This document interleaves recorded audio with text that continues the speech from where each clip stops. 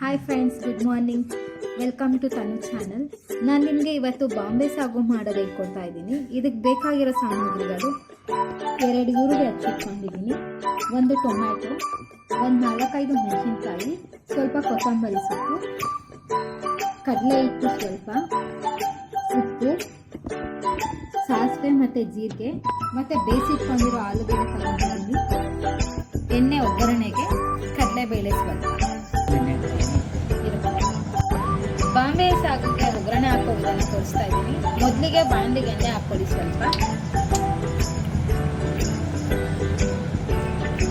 ಸ್ವಲ್ಪ ಎಣ್ಣೆ ಬೆಚ್ಚಗಾಗೋವರೆಗೂ ವೆಯ್ಟ್ ಮಾಡಿ.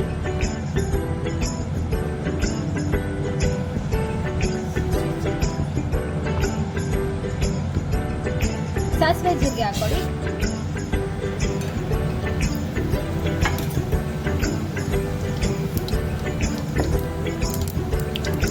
ಸಾಸಿವೆ ಸಿಗೋವರೆಗೂ ಕಾಯಬೇಕು.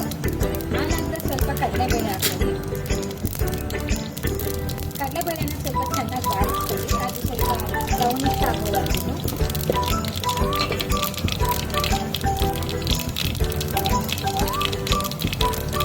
ಕಡಲೆನೂ ಸ್ವಲ್ಪ ಹಾಕೊಳ್ಳಿ.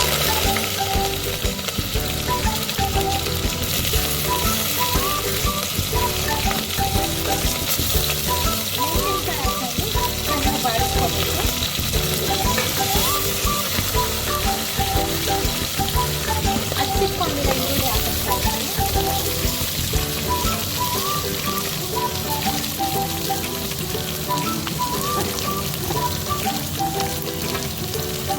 ಈರುಳ್ಳಿ ಸ್ವಲ್ಪ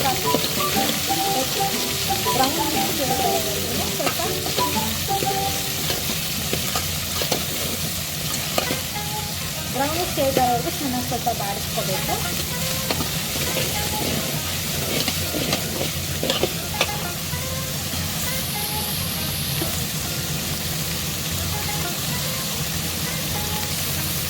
ರುಚಿಗೆ ತಕ್ಕಷ್ಟು ಸ್ವಲ್ಪ ಉಪ್ಪು ಹಾಕೊಳ್ಳಿ.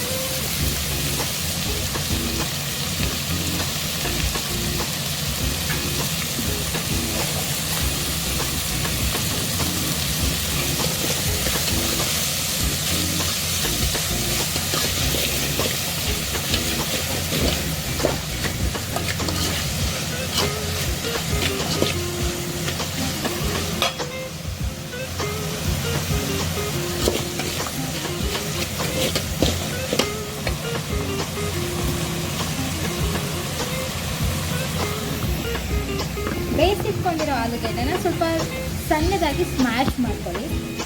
ಯಾಕಂತ ಅಂದರೆ ಬಾಯಿಗೆ ಹಂಗೆ ಸಿಕ್ತು ಚೆನ್ನಾಗಿರಲ್ಲ. ಸೊ ಹಂಗಾಗಿ ಸ್ಮ್ಯಾಶ್ ಮಾಡಬೇಕು.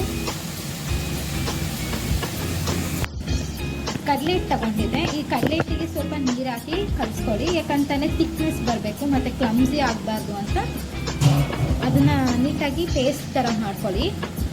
ಈ ಥರ ಹಾಕೊಳ್ಳೋದ್ರಿಂದ ಸಾಗು ಸ್ವಲ್ಪ ಗಟ್ಟಿಗೆ ಬರುತ್ತೆ.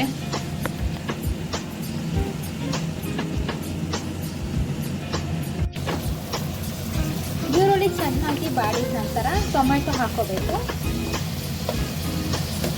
ಟೊಮೆಟೊನ 1-2 ನಿಮಿಷ ಚೆನ್ನಾಗಿ ಅದರಲ್ಲಿ ಬೇಯಿಸ್ತೀವಿ.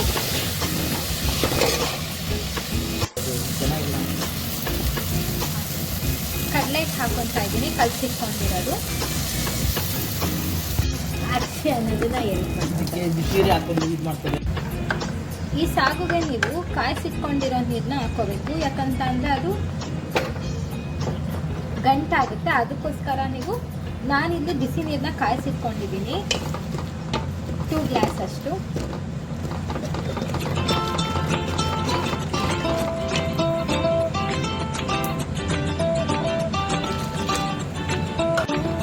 ಬಿಸಿ ನೀರು ಹಾಕೊಂಡಿದ ನಂತರ ಬೇಯಿಸಿಟ್ಕೊಂಡು ಸ್ಮ್ಯಾಶ್ ಮಾಡ್ಕೊಂಡು ಆಲೂಗಡ್ಡೆನ ಹಾಕೋಬೇಕು.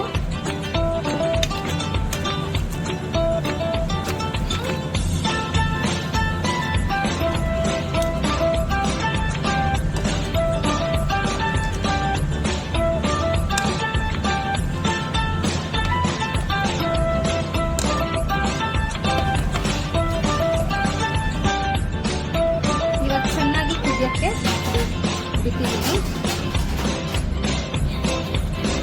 1-2 ಮಿನಿಟ್ಸ್ ಅಷ್ಟೊತ್ತು ಲಿಡ್ನ ಕ್ಲೋಸ್ ಮಾಡಿಕೊಂಡು ಬೇಯಿಸ್ಕೊಂಡು